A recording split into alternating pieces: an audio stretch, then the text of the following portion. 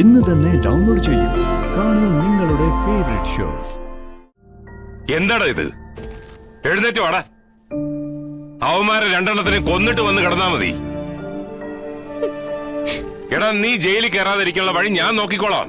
അച്ഛാ, അത് പിന്നെ നീ ഒന്നും പറയണ്ട. എടാ, നീ മാണിക്കോത്ത് മഹേന്ദ്രന്റെ മകനാ. മഹേന്ദ്രൻ ആണായിട്ട് തന്നെ ഇത്രയും നാളും ജീവിച്ചത്. നീയും അങ്ങനെ തന്നെ ആവണമെന്ന് എനിക്ക് നിർബന്ധമുണ്ട്. എനിക്കൊരാഗ്രഹം. അവന്റെ വിവാഹം നമുക്കങ്ങ് പെട്ടെന്നൊന്നും നടത്തിയാലോ? ചിലപ്പോഴേ ഒരു പെണ്ണ് അവന്റെ ജീവിതത്തിലേക്ക് വന്നു കഴിഞ്ഞാൽ അവൻ ചിലപ്പോ നന്നായാലോ? ചുണയുള്ളവനായി വളരണമെന്ന് ഞാൻ ആഗ്രഹിച്ചിട്ടുള്ളൂ. പക്ഷേ ഇതൊരല്പം കൂടിപ്പോയോ എന്നൊരു സംശയം. അത് മാറാനുള്ള വഴിയാ ഞാനീ പറഞ്ഞത്. ഒരു പെണ്ണിന്റെ കണ്ണീരും കൂടി ഒപ്പം ചേർക്കണമെന്നാണോ നീ പറഞ്ഞുകൊണ്ട് വരുന്നത്?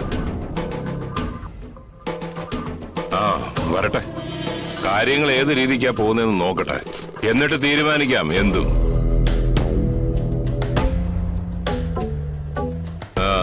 എന്താ ആ പെണ്ണിന്റെ പേര്? ആരുടെ? ശിവന്റെ പിന്നാലെ നടക്കുന്ന ആ യോഹന്നാന്റെ മകളുടെ. ഡെയ്സി.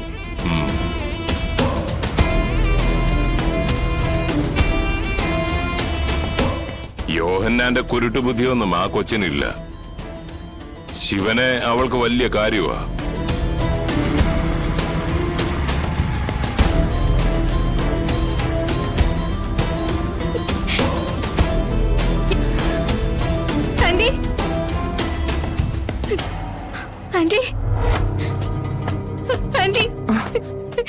എന്താ?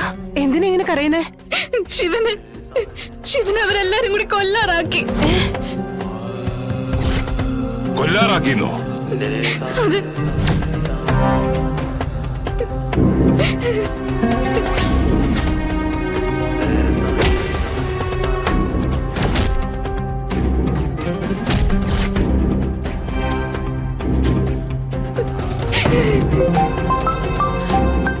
എന്റെ ഈശ്വര. ഹലോ, മഹേന്ദ്ര, മാധവനാണ്. പറയൂ ഡോക്ടർ. ശിവനെ ഒരു അപകടത്തിൽപ്പെട്ട് ഇവിടെ കൊണ്ടുവന്നിട്ടുണ്ട്. ഡോക്ടറെ, അവന് മഹേന്ദ്രൻ ഇങ്ങോട്ട് വരൂ, നമുക്ക് നേരിൽ സംസാരിക്കാം. ആ, ഞാൻ ദേ ഇപ്പൊ വരാം. ശിവൻ ഹോസ്പിറ്റലിലാന്ന്. ഈശ്വര.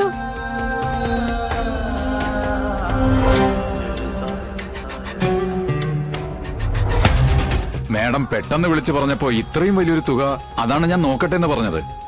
പെട്ടെന്ന് ഇത്രയും വലിയൊരു തുക ഉണ്ടാക്കേണ്ട സാഹചര്യം വന്നപ്പോ ആദ്യം മനസ്സിൽ ഓടിയെത്തിയത് പവിത്രം ജ്വല്ലറിയും വിജയകുമാറിന്റെ ഈ മുഖവുമാണ്. അതുകൊണ്ട് ധൈര്യമായിട്ട് ചോദിച്ചതും. മാഡത്തിന്റെ ഓർമ്മയിലൊക്കെ ഞാൻ ഉണ്ടാവുമെന്ന് വെച്ചാ അതെനിക്ക് അഭിമാനമുള്ള കാര്യമാണ്. ഇതുവരെ എന്റെ ജ്വല്ലറിയിലേക്ക് മാഡം വന്നില്ലല്ലോ. ഇവിടെ അടുത്താ, ഒന്ന് കയറിയിട്ട് പോ. പിന്നെ ഒരു ദിവസം ആവട്ടെ.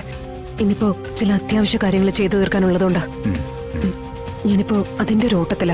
എനിക്ക് തോന്നി, അല്ലെങ്കിൽ ഇത്രയും വലിയൊരു തുക പെട്ടെന്ന് ആവശ്യപ്പെടില്ലല്ലോ.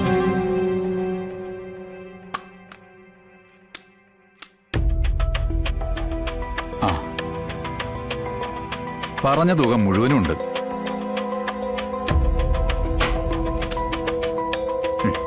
ഇതാ മേഡം. ഇതിനെങ്ങനെ നന്ദി പറയുമെന്ന് എനിക്കറിയില്ല. ഇത് എപ്പോ തിരിച്ചു തരുമെന്നുള്ളൊരു ഡേറ്റ് എനിക്കിപ്പോ പറയാൻ പറ്റില്ല. പക്ഷേ ഒരു 2 മാസത്തിനുള്ളിൽ ഞാനിത് തിരിച്ചു തന്നിരിക്കും. ഇതിന്റെ പലിശ എത്രയാന്ന് വെച്ചാ അതും. അതെ, ഈ ബാഗിൽ ഞാൻ എത്ര പണമാണോ വച്ചു തന്നിരിക്കുന്നത് ആ പണം മാത്രം എനിക്ക് തിരിച്ചു തന്നാ മതി. മാഡത്തോട് പലിശ വാങ്ങിച്ച ഞാൻ വെറും പലിശക്കാരൻ മാത്രമായി പോയില്ലേ? സുഹൃത്താണെന്ന് പറയാൻ പറ്റില്ലല്ലോ. ഇനി ഇതുപോലെ എന്ത് ആവശ്യം വന്നാലും അപ്പൊ തന്നെ വിളിച്ചോ. മാഡത്തിനെ സഹായിക്കാൻ കഴിയുന്നത് എനിക്ക് വളരെ സന്തോഷമുള്ള കാര്യമാണ്.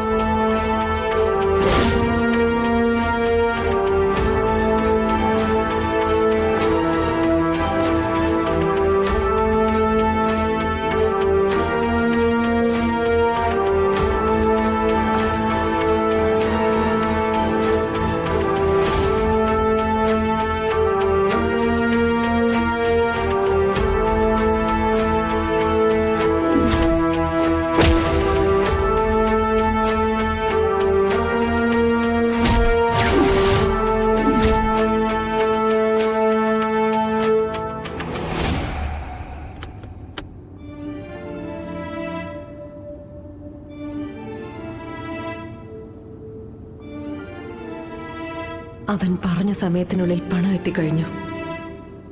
ഇനി ഇത് എത്രയും പെട്ടെന്ന് കൊടുത്ത് വിഷ്ണുവേട്ടനെ രക്ഷിക്കണം.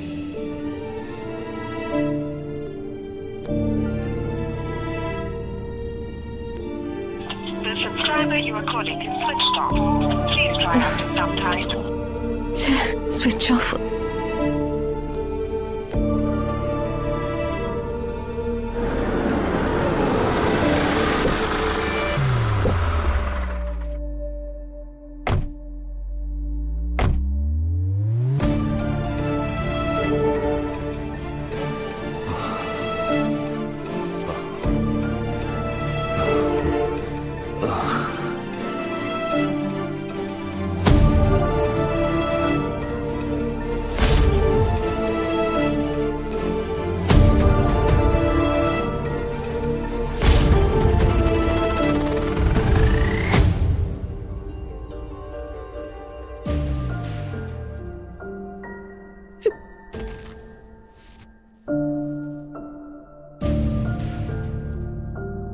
എന്താടാ ഇത്?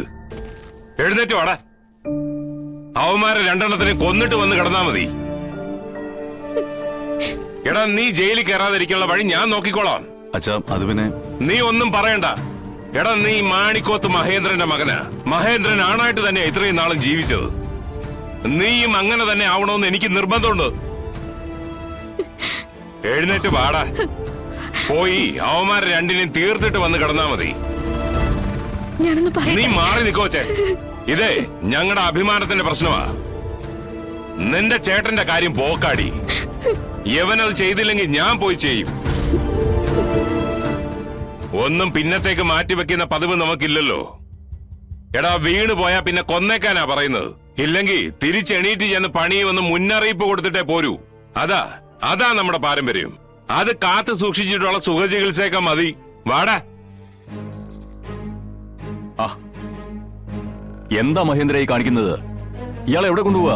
ഡോക്ടറെ, സാധാരണ ഇവ അടി കൊടുക്കാറാ പതിവ്. അത് തെറ്റിച്ചോണ്ട് ഇന്ന് അടി മേടിച്ചോണ്ടാ വന്നിരിക്കുന്നത്. അങ്ങനെ ഒരു കീഴ്വഴക്കം മാണിക്കോത്തിനില്ല. വാങ്ങിച്ചത് തിരിച്ചു കൊടുത്തില്ലെങ്കിലേ ഞങ്ങൾ അച്ഛനും മോനും കിടന്ന ഉറക്കം വരത്തില്ല. അതുകൊണ്ട് അതൊന്ന് കൊടുത്തിട്ട് ഉടനെ ഇവനെ ഇങ്ങ് തിരിച്ചു കൊണ്ടുവരാം. വാ. മഹേന്ദ്രൻ എന്താ ഈ പറയുന്നത്? ഇയാളുടെ ശരീരം ഒരു തരത്തിലും അനങ്ങാൻ പാടില്ല. അയ്യോ ഡോക്ടറെ, യവൻ അനങ്ങുന്നില്ല, ഞാനേ അനങ്ങുന്നുള്ളൂ.